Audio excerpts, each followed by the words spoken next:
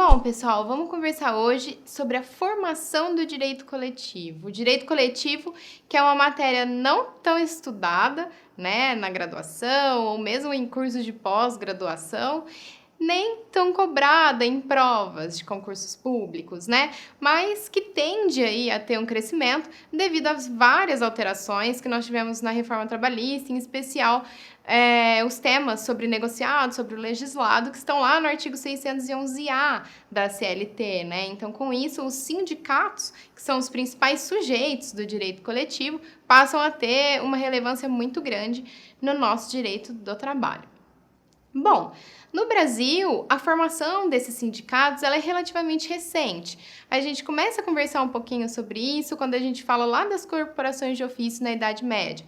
Mas, assim, não da forma como nós conhecemos os sindicatos hoje. E depois nós temos as ligas operárias, depois disso, onde tem o boom, né, das manifestações aqui no Brasil, com a vinda dos imigrantes, que isso é muito importante que a gente saiba, com a vinda dos imigrantes, principalmente dos italianos, eles que já vivenciaram isso lá na Europa, ou seja, lá na Europa esse movimento sindical já vinha ganhando espaço, eles trazem essas ideias para o Brasil, né? Então eles começam a querer reivindicar por melhorias de direitos.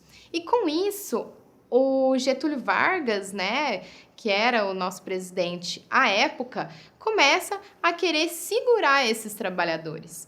Então, o que ele faz? Primeiro, ele tem a ideia lá de nacionalização do trabalho, ou seja, vamos resguardar vagas no mercado de trabalho para os nossos trabalhadores brasileiros. Né? Então, como esses imigrantes estavam querendo lutar por maiores direitos e bagunçar, né, o nosso país, era o entendimento da época, ele vem e fala assim, olha, vamos nacionalizar, né, o mercado de trabalho e proteger, entre aspas, os nossos trabalhadores. E ainda, o que ele faz com os sindicatos e com a própria CLT? Ele coloca o sindicato como se ele fosse um braço do Estado, ou seja, ele amarra os sindicatos, né, para que ele tenha controle sobre os trabalhadores. E é essa também a ideia da CLT, né, que vem de cima para baixo, ou seja, a CLT vem para, de certa forma, conter esses trabalhadores que estavam descontentes aí com as condições de trabalho vigentes à época. Bom, nós temos, então, eu coloco uma figura para vocês para a gente ver as alterações, né, que nós tivemos do sindicato. Antigamente, né, década de 80, década de 90, nós tínhamos muitos trabalhadores, né, no chão de fábrica, enfim, e os sindicatos conseguiam se organizar de forma melhor, né, porque os trabalhadores, eles eram mais unidos. Com a modernização, com o teletrabalho, por exemplo, a terceirização, esses sindicatos e até mesmo sindicalizados, eles vão se espraiando, né? Eles não são mais, os trabalhadores não são mais tão unidos. Então, essa é a ideia que eu trago para vocês nessa figura.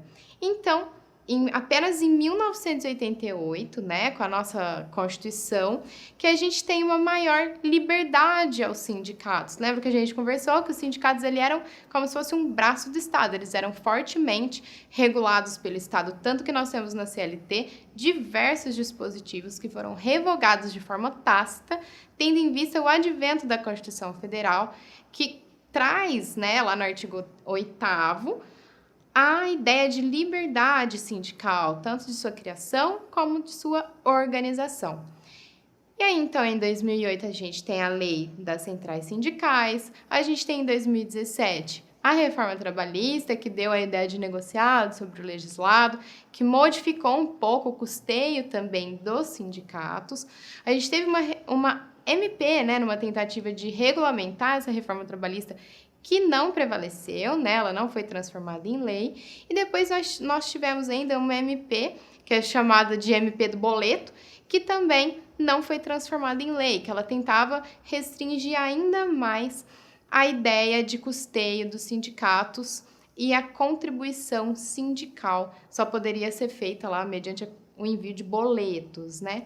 Então, é essa a ideia que eu queria passar para vocês de formação dos sindicatos, sempre tendo em vista que ele foi criado como um braço de Estado, e apenas em 1988 que houve aí uma maior liberdade de organização a esse ser tão importante aí na defesa dos trabalhadores.